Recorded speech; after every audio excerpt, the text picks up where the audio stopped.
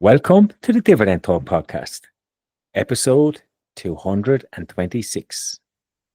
Our predictions for 2025.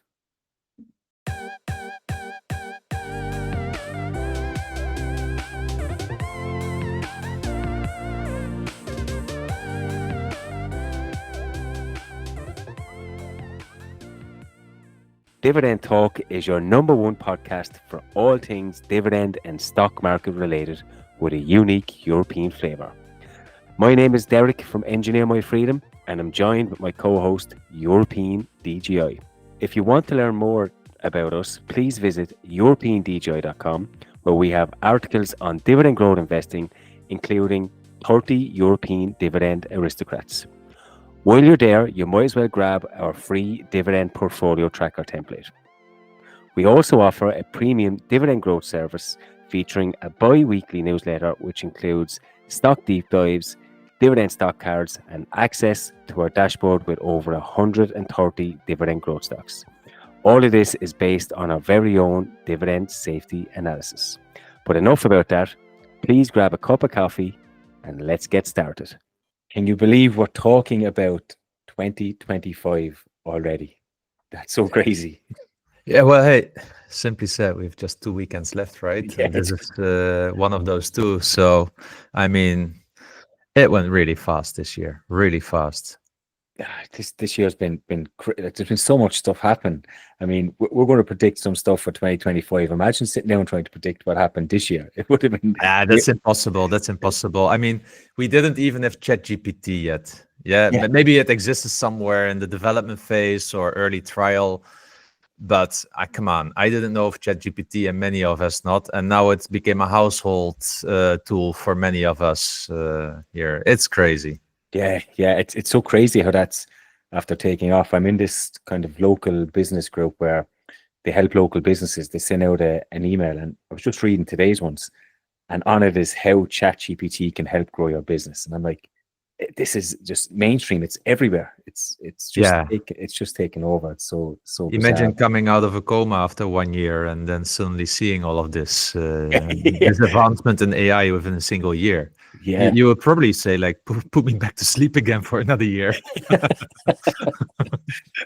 Let's see how it goes. But look, we'll look forward to 2025 in the latter part of the show. But let's start with some news of the week, because I mean it's hard to ignore. But the stock market is going crazy. I don't know what's going on, but I love it because last week I was still thinking like, the stock market is going only up and up and up, and everything feels so expensive. But what a difference a week can make! And it feels like when we're talking like this that we're a bunch of day traders. Yeah. But it's really influenced by the heavyweights that hit the news. And what is so nice about it that it takes some others with them down. Yeah. So we will talk later about some other news in the week. But just look at where Realty Income is trading right now. Yeah. I mean. Yeah. This is nuts below $55. It's like, I don't know, only a couple of weeks ago we got a question that everything is overvalued. Is there any opportunities there? And then you just sit back and wait.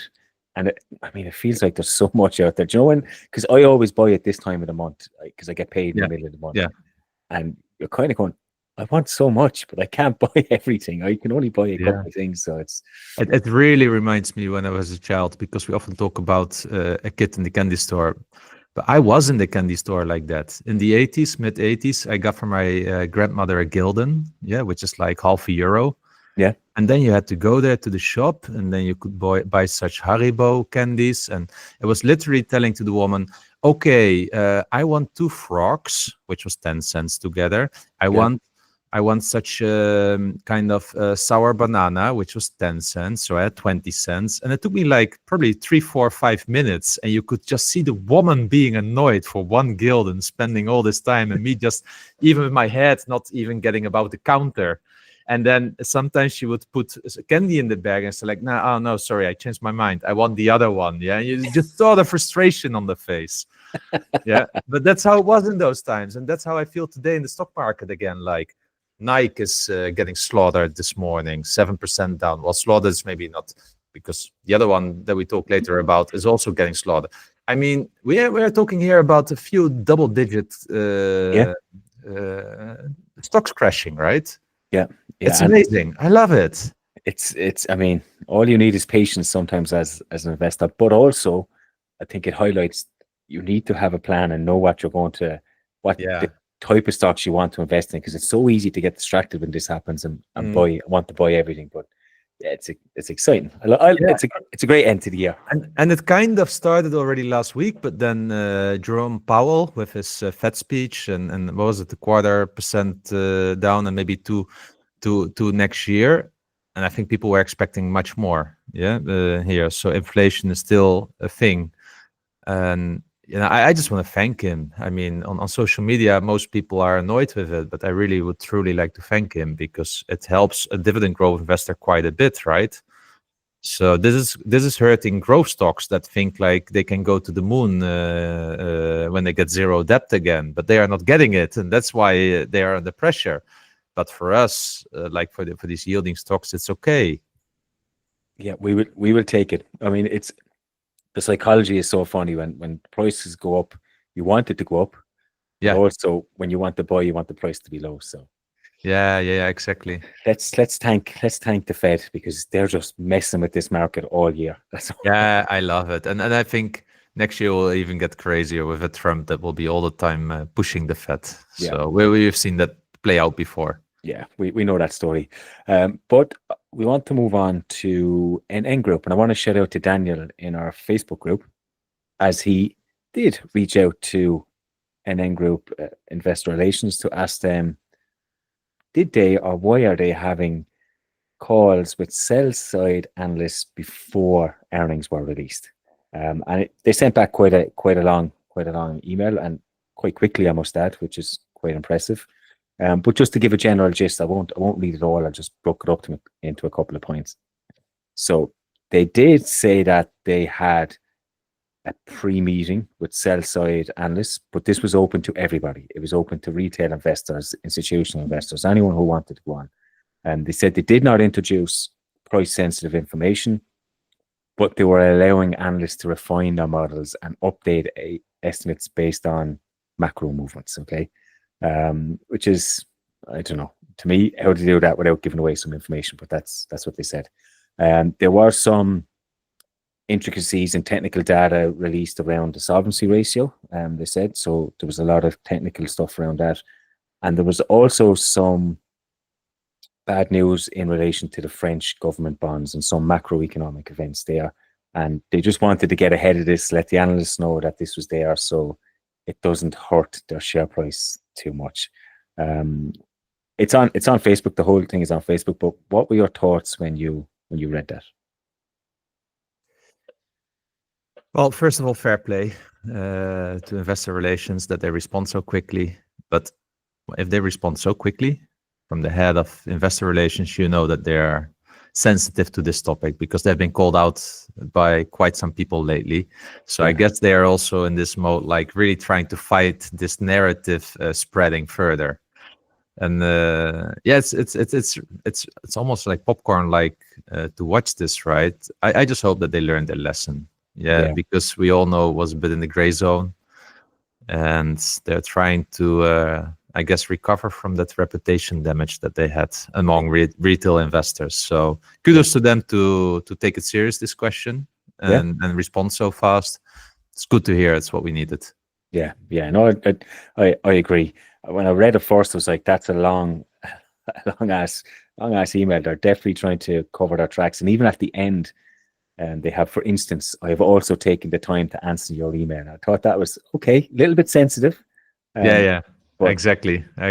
They've been called out and they know it. And they are in defensive mode. Yeah. But any idea what this French government bonds macroeconomic events was? Oh, you know, the French government fell, right? So yes. This economy is not doing well. Germany either, as we know, and those are the two engines of Europe, right? So, I mean, I don't want to go into politics, but when they sneeze, Europe gets a cold. That's typically what it is about. Yeah. And then Daniel asked a question for the show, and I thought it would be nice to put it in with the news of the week, considering he went to the effort of writing that email for us. But he's asked, what do you think of Hornbach's results? Yeah, so Hornbach is my favorite do-it-yourself store, operating mainly in Germany, but also having shops and stores in the Netherlands, Czechia, and such. And yeah, they dropped like 14-15% today. That shows the craziness of the stock market today. I think the stock market is very, very harsh on people right now, on investors right now, very harsh. So I don't know why. Maybe people are scared at this moment in time and taking their money and going into cash on a little bump. But hey, look, I looked into the earnings, and actually what I make of it is kind of as expected. What the net income dropped a little bit, but on the other end, the free cash flow looks very fine. So I can't say anything about that. They are having less capex also this year in the first 9 months because we know they were doing some store investments, and those are now done. They will come online in early next year. So we are good there. Sales is up with 0.5% compared to last year. So there's really nothing to be, in my opinion, to be worried about. Also, the EBIT numbers that they look at are much better than last year, about 20% up. So it's really just the net income that took a little bit of a beating, not free cash flow wise. So I think it doesn't deserve at all such a punishment. So for me, it is again like an opportunity. Thank you, Mr. Market. I've studied this stock, and you know what you said in the beginning? It's so much helped if you have done your homework. Yeah, I did a deep dive on Hornbach. I think our newsletter number 21, if I remember correctly. I studied it. I know what I need to look at, and I know what I valued it at. I know the dividend safety profile. So I feel so comfortable with this one. So yeah, for some people, this will be a loss, for others, opportunity. I would recommend everyone, if they're interested in a do-it-yourself store in Europe, it is a slow grower, but a family-led business, very low payout ratio, still a 3% plus dividend. Of course, the German dividend tax may scare some people away, but that's what I like now about these kinds of days, right? So also yesterday, maybe a nice call out. We had a really nice meeting with our moderators from the Facebook group, and we spent an hour talking about the Facebook group, about the podcast. We also got some feedback, like what is working really well, what could we consider. And one of the things they said, like, on days like when there's a stock market, lots going on in the market, it's really good if you spend some time talking about like how you deal with that, because it can calm investors down. So here I am, guys, when this is happening like today, and if you've done your homework, this is the moment where Derek and I always say, you can't borrow conviction. No, you certainly can't. And like, if you look at the share price, because I read the results before looking at the share price, I always do that because I don't want to be influenced. And when I read it, I saw sales were up slightly, not much, but up slightly. They've improved their margins again slightly. Earnings per share was down, but that was because they had increased administration expenses. So nothing to be concerned about. Free cash flow went up, and they reduced debt a little bit on the balance sheet. So I was kind of going, okay, not expecting too much. Check the share price is down 14%. I'm like, wow, it doesn't add up for me. And the only thing I could find is that they lowered their guidance from the start of the year, based on slow down sales in Q3, and then obviously Q4, when you have Christmas, it's not going to be as busy for home improvement. So yeah, for me, it's a buying opportunity all day long. But Mr. Market sometimes can be irrational, but we take it as dividend growth investors. That's what we are here for. But of course, Hornbach was not the only company to drop double digits. Hallelujah. Novo Nordisk dropped 25%. That's crazy. What happened there? Well, it looks like they took their own drug, but then stitched it into the stock price. Yeah, because that's kind of effectively what you lose after using their weight loss drug. Look, really simple. A working product name called CagriSema. I don't know if I pronounce it well. Which is a second generation obesity treatment, which is in development right now. they effectively delivered insufficient results. So that's kind of a blowback, because the war is on there in this one. We have Eli Lilly and a few other companies that are really trying to get a pie of this market, and we know that Novo Nordisk is the industry leader. Yeah, so they need to extend their portfolio with these innovations, and if they are not able to do that, then others may get a part of this pie, right? And Novo Nordisk is priced for perfection. So I guess that's really the reason here. Yeah, it's a big drop, isn't it? 25%. It's quite a large. Yeah, that's a haircut that I prefer to not have in my portfolio in a single day. This is really, but that really says that, because if you I don't know, but it's not even a product that is in development. That means that this single product was granted 25% of the entire enterprise value of the company by the investment community. That's insane for a thing that's still in development. That's really insane. Yeah, not easy to take. We talk about sometimes being in there and being aware of the risk, but 25% is a lot to stomach, depending on what levels you bought in at, of course. Hey, really simple. Peter Lynch always says, volatility is your friend. Well, here you are, my friends. 25% out. Good luck. Thank Peter Lynch for this, for these happy words. Yes. Okay, we'll move on to more jovial stuff. Our predictions for 2025, and you know what? Let's do some long shot predictions first, right? Stuff that may or may not happen. Yeah, but also a big disclaimer. Yeah. We never do predictions, never. But this time we decided to do a show about it, just more for the fun. So I hope everyone doesn't take us too serious. We will talk a little bit later about some things that we could see happening. But you and I know from experience, almost nothing happens that we would ever predict. Yeah, neither the analysts. So it's really like, I mean, you can better let a monkey choose something, and that is probably having a higher probability to be right than us doing a prediction here. Yeah, so that's probably good to mention up front. Yeah, but a long shot prediction. So these are more like these. I mean, I would have never thought about ChatGPT. And if you ask me that the stock market would go up by more than 20%, I would have also called you crazy after last year already, right? So here comes another crazy one. I predict that Amazon will buy GameStop. What do you think about that one? Amazon buy GameStop. Amazon threatens to buy everyone and everything. So why GameStop specifically? Why GameStop specifically? Well, really simple. I think they will see this as a very interesting candidate to go back to the roots of Amazon, right? When they were still selling books only and CDs. So probably Jeff Bezos thinks like, well, you know, good old times. Let's go back to this. It's just like a pet project for him, probably. And he loves gaming. Probably he buys it for his son, like keep the change. Or maybe he just wants to short squeeze it and make everybody rich. Yeah.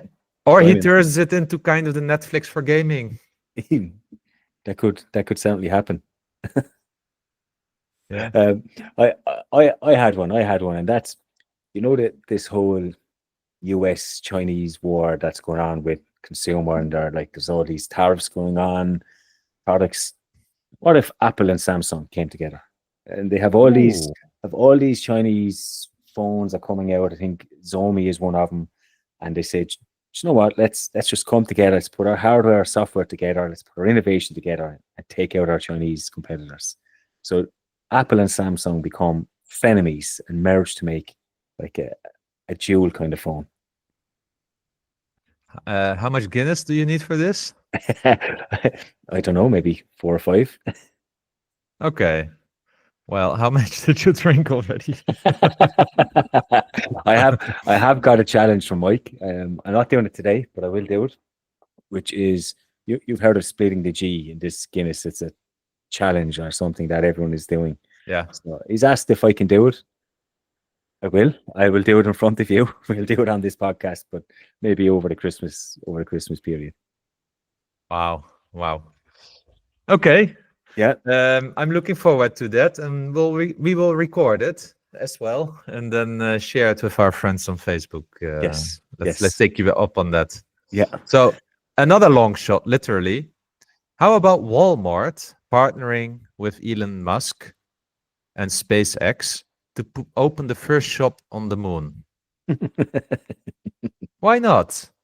Yeah, I expect them to go to the moon maybe next year. And imagine you're being an astronaut there, and Yeah. you're just hungry. What do you do? You go to the shop. You Yeah, go to exactly. So maybe like a self-service Walmart. Why it can be fully automated. Self-checkouts. They order on a mobile there, and then they get some flushy apple kind of, what is it? Mashed apple drink or whatever it is. I think this could work, right? The first yeah. retail store, it will be kind of such a pop-up store, right? Just to try it out.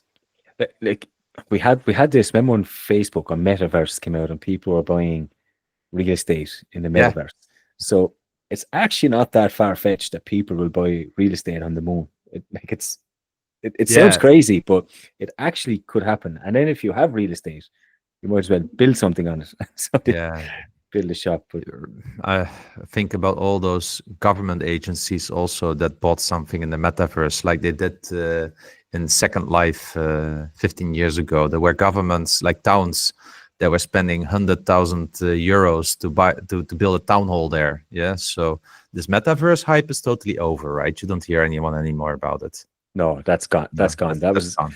that was a load of money wasted. But Oof. Yeah, since they stopped investing in this, Meta went 5 times. Yeah, yeah, because it was crazy. But I mean, crazier things than happened than SpaceX partnering with Walmart and yeah, bringing something into space. yeah. But speaking of retail and maybe land, what about REITs launching, like real estate investment trusts launching their own subscription as a service model? It'd be like housing as a service. You get everything. You get rent. You get all your amenities. You get everything. Your subscription to Netflix. Everything is Yeah. like bundled into this, and you're just paying A flat fee. a flat fee. This SaaS model for real estate investment trusts. I think this could work, and specifically in America. And then you just get like after that, you get a yearly price hike of 20%. Yeah, it's Yeah, something along those lines. But I mean, there's probably versions of it around already, particularly in yeah. America, as you said. But I mean, it wouldn't surprise me to launch their own housing as a service. Well, That's to be fair, as a student, I paid the price for the rent, for TV. Everything was included already, right? Even for the furniture, I just paid a certain amount of money, and I only had to think about the food after that. So it may not be too far off with this one. And if you can do this, for instance, think about more the elderly, right? And if you can lock it in for 5 years, why not? yeah, yeah. There's Yeah, actually some merit in that for yeah, if you can even get food in there with the elderly, yeah, yeah, yeah. you have everything for a known price. Exactly. So okay, then maybe I think going to the moon, that was probably a little bit too crazy, right? That's just my brain's going wild. But how about Open AI doing an IPO and making one of the biggest IPOs ever? What about that? That should be possible, right? I know they are now in this kind of non-profit model, like profit is capped and everything. That was their commitment, but I see them already changing a little bit on this because I think they know on what gold mine they are sitting. How about them doing an IPO somewhere in second part of next year?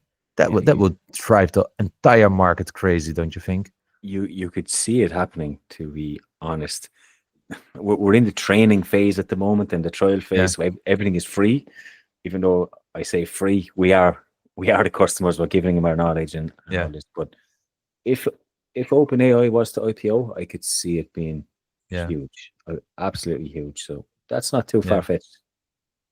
Too Awesome. far fetched. What about sticking with maybe OpenAI? But what about McDonald's? We have this crypto boom at the moment. We have Yeah, I could see them opening and creating a Mac yeah, crypto token.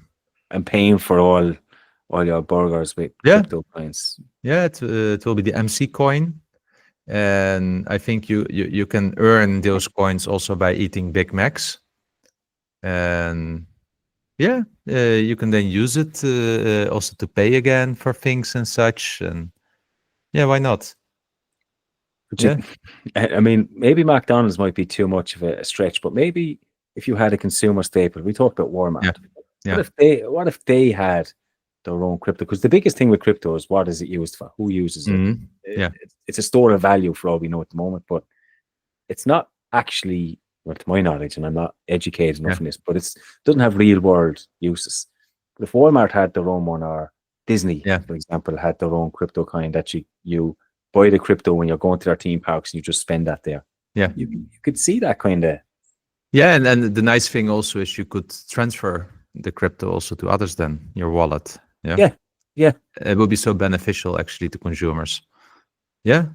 Yeah, I would start with McDonald's, just like the crypto burger as well, and getting the crypto coins here. But yeah, why not? I think consumers are more and more ready for this. I think the technology is also more ready for this. So I'm really expecting at a certain moment the first big consumer staple to come up with something like that. Yeah, yeah, Yeah. it's strange. It was back maybe 2 or 3 years ago. I heard that the European Union were creating their own digital coin. I don't know Yeah. where that has landed or where Yeah. that is yet, but it's not too far off having a digital coin as like your currency. I mean, Yeah. Yeah, exactly. considering the state of the US dollar at the moment, it's Maybe we should have a dividend talk coin. I mean, we have a large enough podcast to just push it up and we'll become millionaires overnight. We just scam our whole audience. just stay with that hawk to a girl and Yeah, just yeah, exactly. Exactly. Why not? 15 Yeah. minutes. We only need to spit on this mic and we can be millionaires.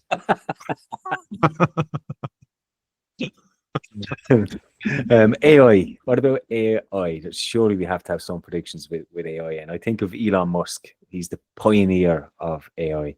Yeah. It would not surprise me if he had a boardroom just full of AI. No real people, him Yeah. and a load of chatbots. I could see him see doing this. For instance, I mean, how can he scale? He has still so many ideas. Maybe he says like, you know what? I'll declare a grok to be the CEO of the boring company. Yeah, I don't want to spend time anymore on the boring company, but it's important enough. AI can run this for me. Why not? I with Elon Musk, it would not surprise me, and that's why I chose him specifically. Yeah. It would not surprise me with him.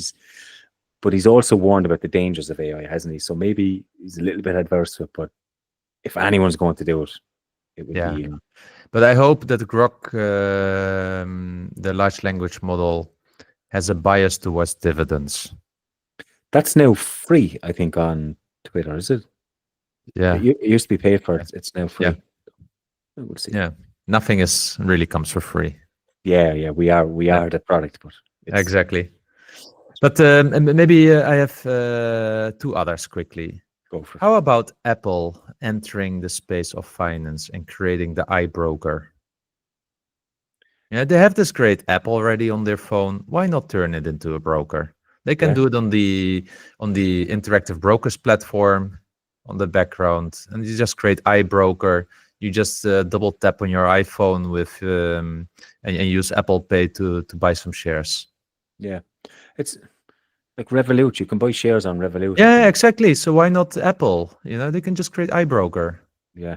They need a banking license and go down that route first, but yeah, but they probably can. They can deal. They can make all those deals, right? Revolut was also based on a different bank before, so they can get the license later. Why not? They were already working together with JP Morgan. Yeah. Yes. So why not?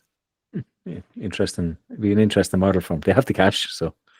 Yeah. But I think if they can control the money flow much more and keep it in their ecosystem, you know, how many people are also investing, right? Maybe, I don't know what the average is for your Western citizen, but let it be 10% on average or 5% on average. If you can take a part of that again, you again start controlling more and more the money. And that's where they really have their business model about it, to stay in their ecosystem, to pay for the services.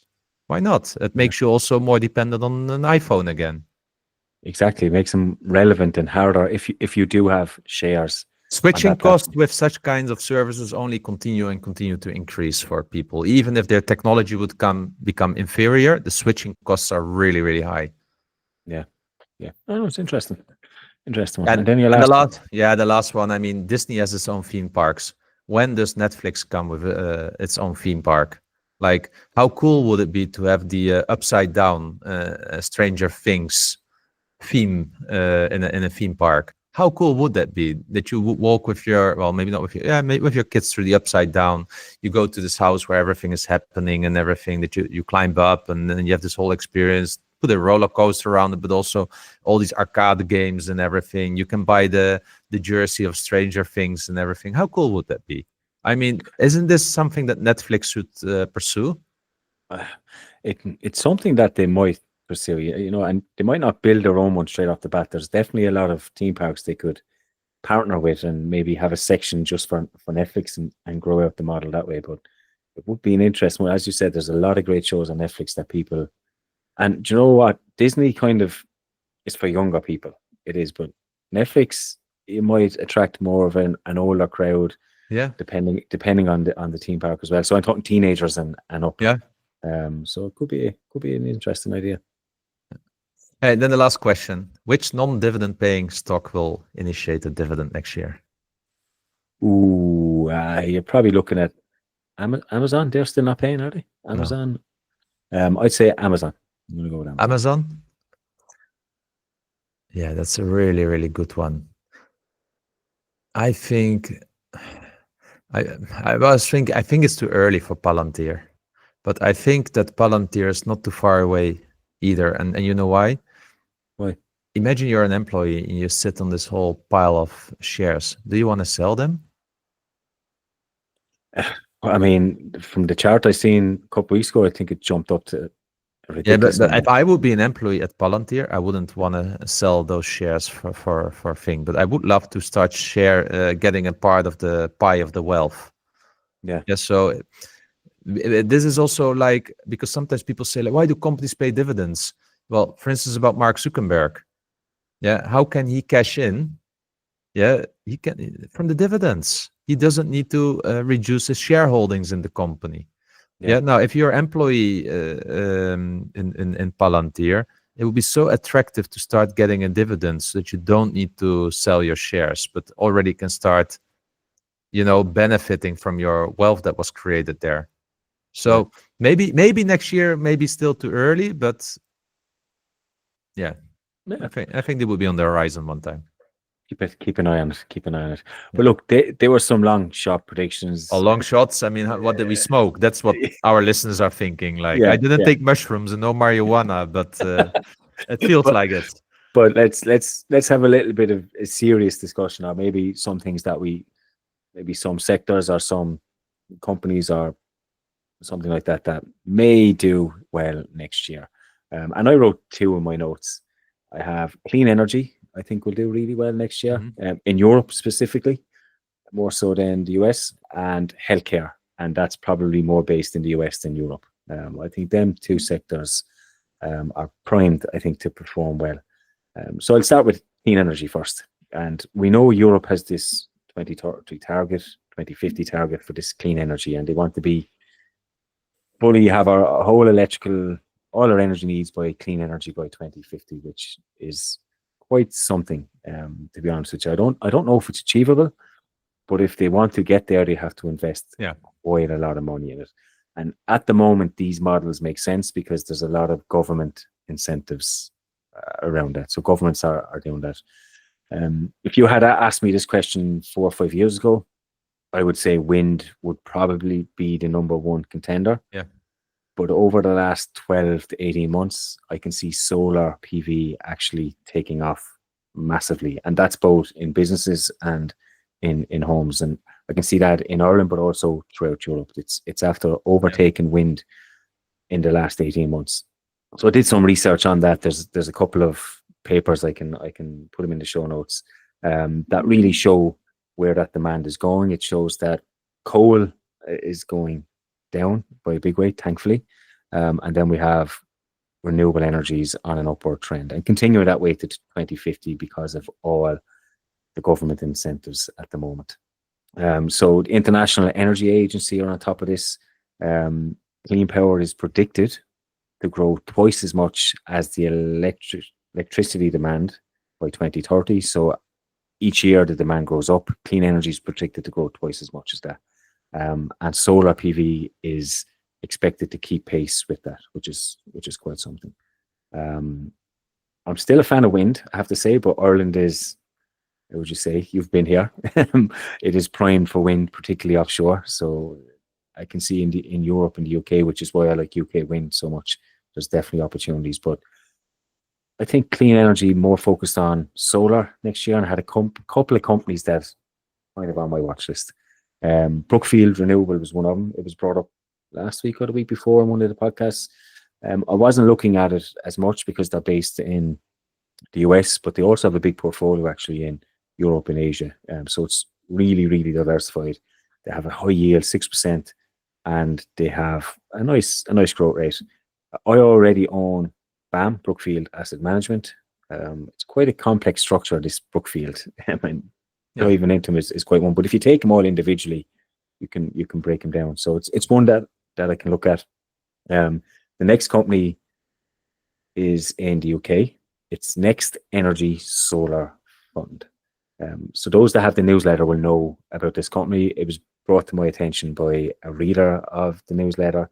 I did a little mini dive into them and end up buying some shares on them. They are primed for growth, I have to say. I really like the company. Yeah, they're not leveraged as much as some energy companies. So, like NextEra Energy Partners, which was Jeremy brought them up before. I mean, they're an okay company, but their balance sheet is terrible. What do you think then about hydrogen? And what do you think, for instance, about a company as Iberdrola? Hydrogen also has it. So there's so many different things. Like nuclear is one that I'd really like to look at in depth. And I don't really know too many companies in that, but they all have a place. But you have Iberdrola like staring in your face. It's so close to you. I already have Iberdrola in my portfolio and adding to them. So I like hydrogen. I do like nuclear, solar, and wind. And they're the four components. And I have split them up in my portfolio kind of equally. But I think next year I will focus more on solar, and I will have a look at hydrogen. See, that's such a new one as well compared to solar has been around years, and it's only in the last 5 years that technology has caught up to the idea of maximizing the efficiencies. I'm not well versed in hydrogen, I have to say. But I need to spend some time studying that technology. But there's so what is interesting here, right? Why I like a company like Iberdrola and why I also own UK Wind, because it gives me a hedge also to oil and gas. So everyone knows I feel like an oil king. So when you look at my portfolio, but I'm not crazy either. I think people are punishing oil and gas stocks too much. For the value it still has. But it's really easy to hedge your own stupidity if you are wrong with those companies that may take a part of the future and future competition, right? So I would also not be surprised if at a certain moment, for instance, a Shell or Total Energies buys Iberdrola. Maybe not now, but maybe 4 or 5 years from now, when it really starts to cash flow much more.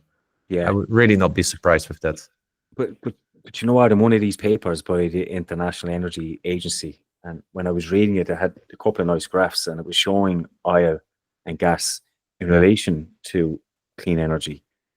And the growth wasn't slowing down. No, of course not. It's still growing. It was still growing, and it was predicted to still grow up until 2050. So I know. So I don't even know if you need to hedge as much, but I just look. I'm a big believer in renewable energies, particularly in Europe, because we're so focused on it. But we all know that those predictions are also. You only need one black swan event.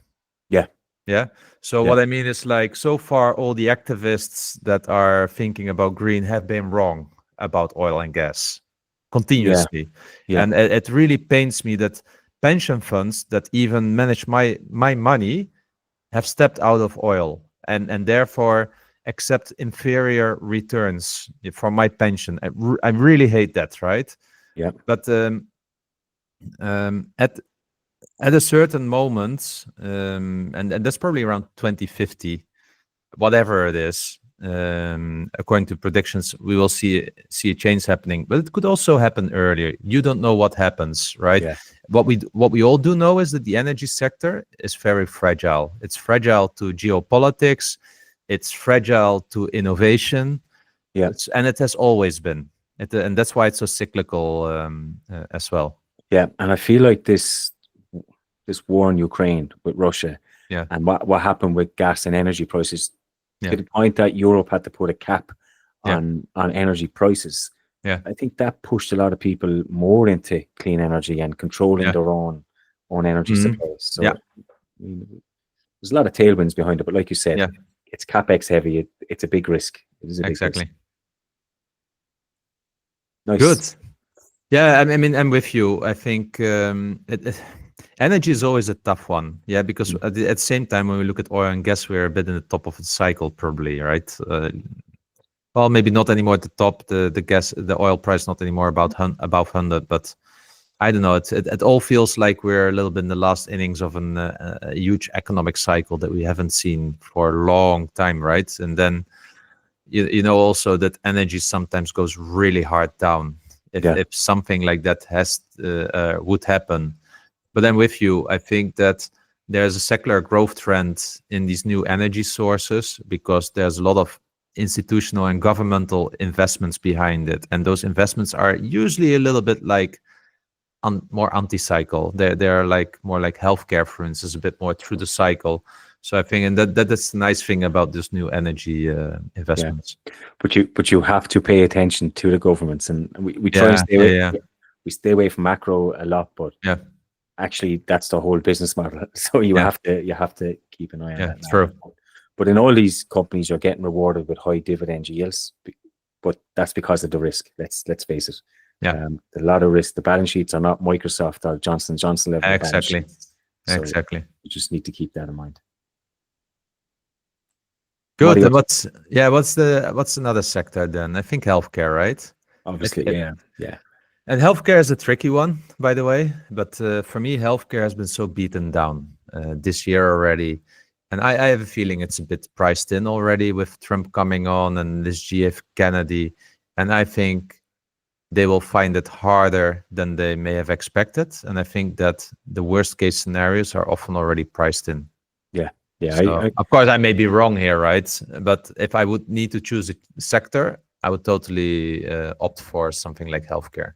Yeah, like healthcare typically does well. Everyone has it in their kind of recession-proof portfolios. Healthcare, consumer staples is always there. So typically does well even during slowdowns because look, people don't stop healthcare treatment. So we always know that. But it seems there's been so much pipeline risk and patent cliffs coming up that a lot of the big names are under pressure. But there was a nice article in Polar Capital Global. So they did an article on the whole healthcare industry and particularly around the Trump administration coming in and what effect would that have. And they're like, his bark was worse than his bite was what I got from it, that it's not going to be as easy for him to disrupt what he thinks he's going to disrupt, and life will go on. And look, there's lots of product launches around obesity, cancer, Alzheimer's that are going to continue to grow, and you've got emerging markets, you've got the whole lot. So I think healthcare is definitely an interesting one. It's so beaten down. It's just the patent cliffs, isn't it? It's like Humira with AbbVie. You've got Merck, who actually I put in my selection list. They've got a cancer drug, was like Keytruda or something like that. It's 40% of their revenues. So that's the biggest risk you find. So maybe there's more opportunities in small cap and mid cap companies that we don't know about. But that's where I tend to stay away in healthcare, honestly, because they're usually like one trick ponies. Yeah. But Merck is definitely looking interesting. To me of all of them. Obviously AbbVie as well. AbbVie is, I think that acquisition of Allergen was a massive stroke. And they're starting to clean up their balance sheet a little. It's still not pristine.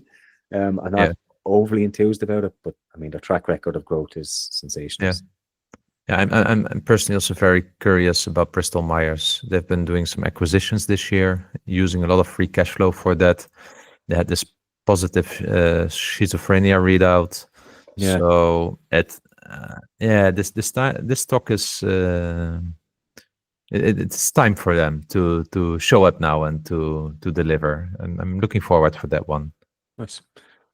Yeah, so healthcare, energy, I think they're my two predictions going into next year. So we'll see. And I'm very curious which sectors our listeners think, and maybe we should put a poll about this on our Facebook group, just asking like which sector people think will, let's say, outperform all other sectors next year. Yeah, and let them choose one. I'm curious what comes up. Yeah, let's do that. Good. So then maybe a few last ones, and now it comes again, me looking into a glass ball to predict the future. Yeah.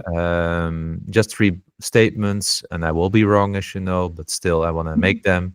I think that the US stock market will be down 5% compared to where it is today. It will be a big bummer for Donald Trump, and he will blame, of course, his predecessor for everything.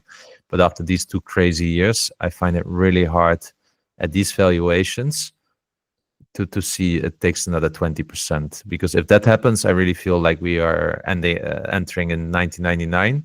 And I assume investors are more clever than that. So next year is the time for earnings to grow into the valuations. So that's why I think the stock market will be flattish. And I thought like, well, never ever stock market is really 0%. So I think it will go down a bit. That's why 5%. But because earnings will be growing into it. Yeah, that's my thinking here. I do think that dividend growth stocks in such a market will kind of be a kind of class that will outperform the others, because they are more defensive and provide stability, and people may be more in seek for yield as such. And then maybe last thing, I really think there will be some more crazy shit happening in Europe. I mean, when you think about what was happening, what the war that we had already for 2-3 years, but then Germany this year with the elections and their parliament falling, and then France as well. I mean, there's about to happen something. I wouldn't be surprised if there's a black swan event somewhere that really influences the bond market and really puts whole European financial system under stress. Yeah, that's not too far fetched. And you didn't even mention the UK. There's a lot of crazy stuff happening over that side of the pond. So I hope not. I hope you're wrong on that one. Honestly, of all of them, I hope you're wrong on that one, being European. But let's see. But sometimes we need it. Yeah, sometimes you just need it to be aware of what you really value and what is important in society. So yeah, I'm quite neutral on that. Listeners' questions. Let's go there. And Sebastian has asked us about our thoughts on former Nestle and Fresenius CEO, Dr. Ulf Mark Schneider. He's set to become the chairman of the supervisory board of Siemens. Well, let's sell Siemens then, right? Because the track record that this guy has is, I mean, how can such a person still have a job? Wait, I need to speak nicer about these people, because our moderator said it would be good if we get ex-CEOs on the podcast, and I have a tendency to offend all those guys. Yeah, so I don't. That's a bit of a You need to help me here. Maybe we should cut this out then. What do you think? Yeah. No, we'll leave this in. We won't ask Mark to come on. We'll just find the other CEOs. Yeah, but it's quite funny, like you say. How did these guys get jobs? I don't really use ChatGPT because I find it unreliable. But I put into ChatGPT this question, and I said, "Is this good or bad?" And it gave me 10 points of how it's a good thing, and he has a good track record, and he has this history of growth, and he has all that. And all that was in my head is, Fresenius don't pay a dividend anymore, and Nestle go into debt to buy their own shares. So I was like, where is this in ChatGPT? Yeah. On what did this model train itself? Yeah. I mean, maybe they trained itself on all those presentations from investor relations, where they're always praising themselves about having these awesome competitive dividends while they stay laser focused. Yeah, yeah. I mean, it's a bizarre one. Why? I look. I don't know them well enough. All I know is that those two companies, I'm not overly impressed by how they've turned out. Exactly, So exactly. And if this person had an involvement there, yeah, that doesn't bode well for Siemens. leave our Oh companies boy, alone. why does Sebastian bring this to our attention? Let's move on. JW, you say good morning.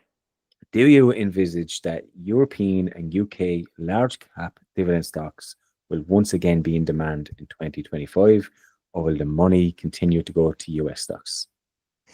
Oh, well, we're in predictions, right? Because my typical answer, I have no clue. Yeah.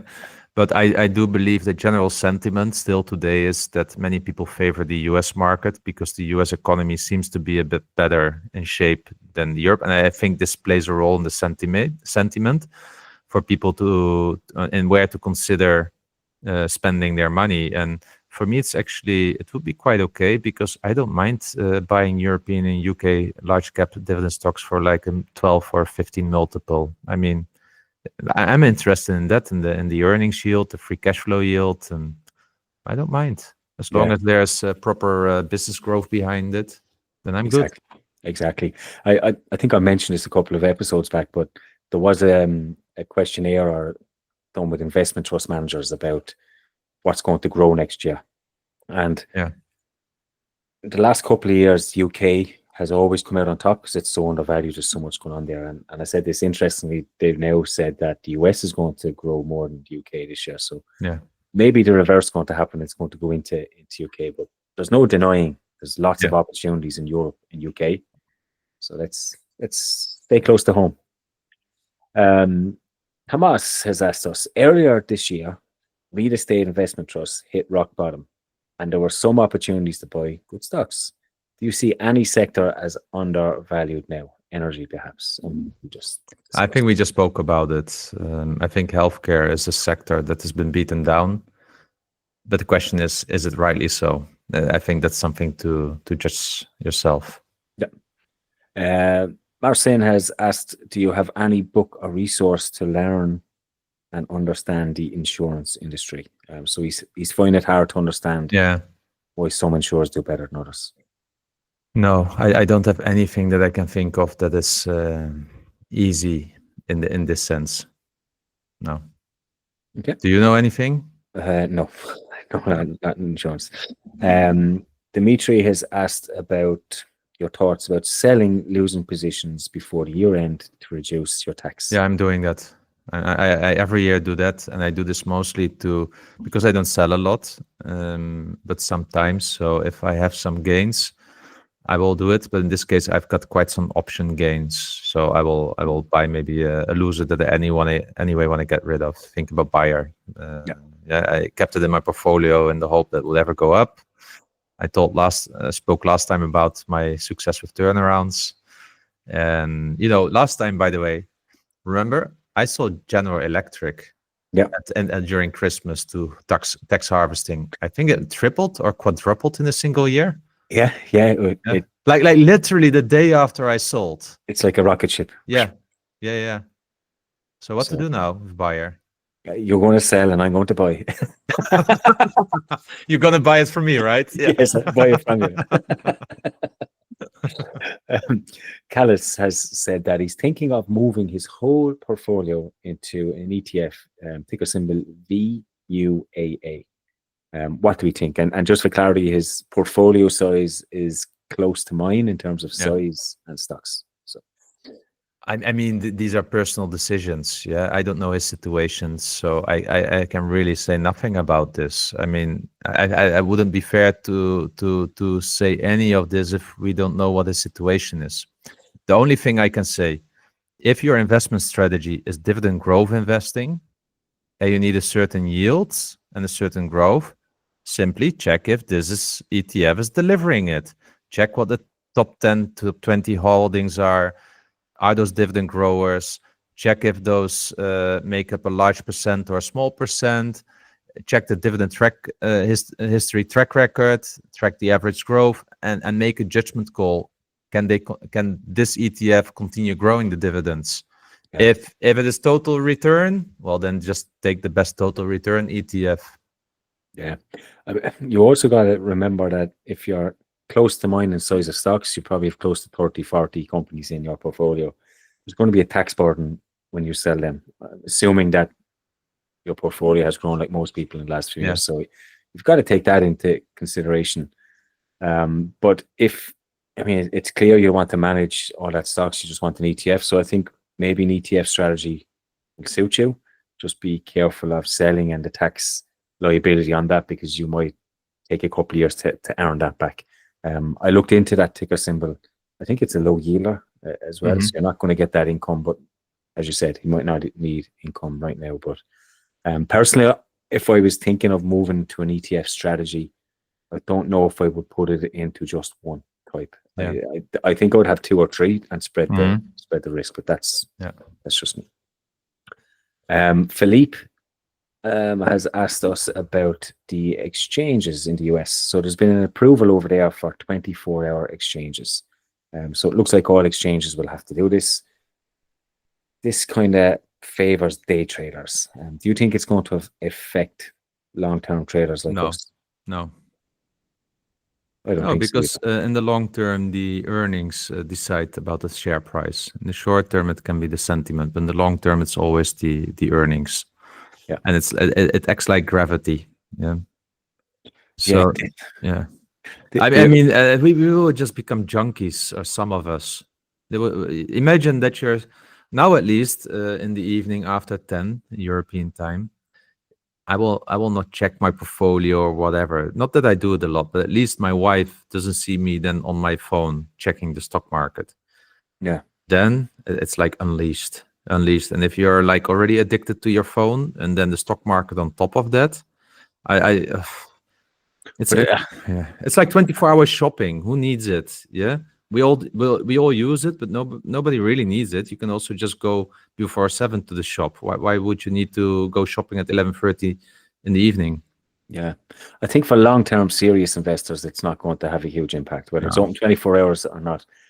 But I'd be worried for the people who take their advice from, say, Facebook or Twitter, and they're online and their favorite influencer on Dividend Talk recommends stock at 2:30 in the morning, and out of impulse to just buy the company. You know?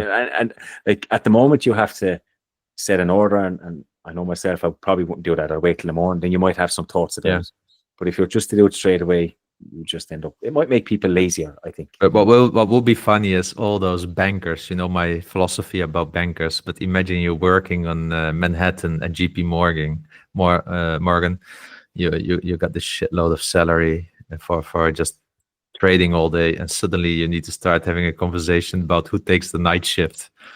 Yeah. I mean, imagine the amount of coke required there. I mean, Wolf of Wall Street, eh? Oh man, I would invest in logistics companies then, like shipping companies between Colombia and Miami and New York, because they will be flourishing. Flourishing. Let's go back to the long shot predictions. Yeah, exactly. What are these Maersk and those companies? They will be flourishing next year for a new trade route between Colombia and Manhattan, New York. Okay, but we're going to add stockbrokers to our list of not being invited onto the show.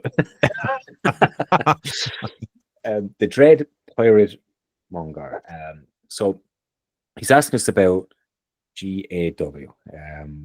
We spoke about them quite a bit, but he's feeling like that it's a bit of a missed opportunity on our behalf because it's good management.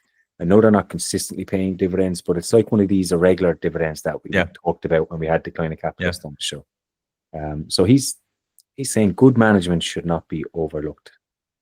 What do you think? You always talk highly about this company. Yeah, because it's a really great company. Yeah, and he's spot on with everything he says. Yeah, I just shy a bit away from that because it's a dividends. But to be honest, I have BHP and Rio Tinto, so I could have like maybe up to 5% or something like that with non-reliable dividend growers in my portfolio. It just means that I need to increase my margin of safety on my expense crossover target. That's it. So it's just a choice. I can easily make that choice. He has a really good point in that. It's just a different kind of capital allocation policy, one that I don't so much prefer. But it is a high quality company. It has a relatively good dividend growth track record if you zoom out. So yeah, it's just like then the question for me is, should I take 110, 120, 130% margin of safety? That's kind of the question then. Yeah. Because I work backwards, right? I work like, okay, this is what I need. Okay, how safe is this? Or do I need to start selling my shares to make ends meet? And that's not the position that I want to be in. Yeah. So if I have that added risk in my portfolio on top of the regular risk on a dividend cut, means I need to build more margin of safety. That's how I think. Yeah. I think at our stage of the journey, it has a place in a portfolio. I can definitely see that as it's growing over time. But if you are a retiree, can you trust the company? And that's where the consistency bit comes in. But dead right, definitely a good company, well managed, good games, and not surprised people own it. But we don't. Oscar has asked us if we have ever thought about a company, and in Ireland I would pronounce this different, but I believe it's. How would you say it in English? But I think it's Fuchs. Is that how you pronounce it? It's Fuchs, not Fuchs. Yeah, that's how I would have said it. But yeah, no, it's Fuchs, and actually I like this company on the surface, and I have it on my list to do a deep dive for our premium subscribers on this. So nice one, yeah. Because as soon as you said it, I just googled investor relations page. First thing that pops up is this lovely 22-year dividend growth chart with a 13% CAGR on event. Yeah, that looks good. Yeah, it's been brought forward a lot by German followers. This one. Yeah, interesting. Thanks for bringing that to my attention, Oscar. I wasn't aware of them. Reiko has asked us about our thoughts on Nestle. The stock has been down nearly 30% for the last 6 months. And can you avoid the Swiss dividend tax by buying the stock elsewhere? No, you can just ask the tax back. But what people need to know, and this often what beginners don't realize, if the dividend tax is withheld on where the company is domiciled, not on which stock market it trades. So if you have a Swiss company trading on the German stock exchange, you still pay the Swiss tax. It's the same with the Irish companies that I own, that I buy on the London Stock Exchange. I still pay 25% dividend tax instead of the British 0. Yeah, it's just like that. God damn Irish. Oh well, there's some good stuff in Ireland as well. I know one guy, for instance. Vin has asked us about monthly paying dividend stocks. Which ones do we have? And he's asking about Realty Income. You mentioned earlier the stock price has been in decline recently. Yeah, so I own Cibus from Sweden. They own all those grocery related assets. By the way, they have been on buying spree this week. Very interesting to get a bit more info on that. Agree Realty and Realty Income. Those are the three.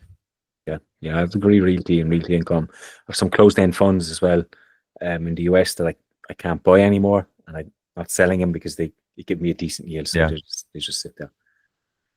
But in terms of Realty Income, should you dollar cost average, nothing has changed for me on them. So if you like them at 60, you must like them at this price. And so now that Interactive Brokers allows you to do that as a European, I mean, is it real drip? No, they're just reinvesting your dividend in fractional shares. Yeah, but I turned it on for a few of those companies like Realty Income and Agree Realty. Yeah, me too. I've done the same, and it's actually saves me time. So exactly. Happy to do it. Pete has asked us what is on our radar now that prices seem to have dropped a lot. I mean, a lot. It's really like a candy store. I mean, I don't even know where to start, Pete. The regular stuff. Yeah. I have ASR, Target, Greencoat UK, Glanbia. Spoke with them. BAE Systems. Got a lot of Greg's. There's a lot of my list. It's hard to choose one or two. Effectively, if what I do. Yeah, and we're building this website, right? Where the website is kind of built. We're now migrating the content, and today all the dividend stock cards were in there already, and I'm just using the filter, tick, and I've got my selection already. All kinds of companies that could be interesting for me. Yeah. And then Freak has asked us about inflation going into 2025. Is it a good time to buy some REITs now, or do you wait and see what Trump will do on tariffs? Yeah, I think, Freek, what is really important to know is that I just don't know what politicians will do. I don't know what macroeconomics will really do. I have a plan, and my plan just demands me to put every month half of my salary into dividend paying stocks, dividend growers, at an average of 3.25% yield, with the opportunity for those companies to grow it on average by 6%. That's just what I'm doing. And all the rest is kind of something that I ignore. My issue is every month when it, for instance, feels so expensive, what to spend it on. Yeah. But every time when the month ends, I want to have it spent. Yeah. So that's kind of how I operate. So what inflation will do, I don't know. If I think that the company is fairly valued today, and of course you need to take a little bit inflation into consideration, but only regarding dividend safety. If, for instance, interest rates would go up, what will be the debt servicing? That's what I look at. Yeah. But if the dividend is safe and the yield is acceptable, then hey, why worry? Yeah, exactly. He's asked if you've ever looked into Prologis or Well. Yeah, I looked once into Prologis, and if I remember correctly, they are one of the few with an A-rated balance sheet in the real estate investment trust sector. That almost never happens. Their Realty Income is also part of that. So I looked into them. I just never pulled the trigger. I never really looked into Well itself. Not so interested. Yeah. Well Tower, I think they do real estate for healthcare and infrastructure and that. So could be interesting. I've never looked at them. Prologis, I always remember having a lower starting yield than some of the rest of the REITs. I think it was always around 3%, which always, with a real estate investment trust, that feels low. Yeah, feels very low for me, and that's what's put me off. But of course, they're one of the best in the business. You just mentioned their balance sheet, so if they took a significant drop, I would definitely consider having. Okay, nice one. That is the last question. Again, thanks to everyone for all our questions. Want to ask, if anyone is listening to us on the podcast, give us a rating, give us a 5-star rating, like it, whatever you can. It does help the algorithm with us. And I also want to say Happy Christmas to everyone. Yeah, Merry Christmas, everyone. And thank you so much for sticking with us all the time. You guys are awesome, loyal, and well-deserved turkey or whatever you take. Enjoy the time with your families, and we will speak to you all after the Christmas break.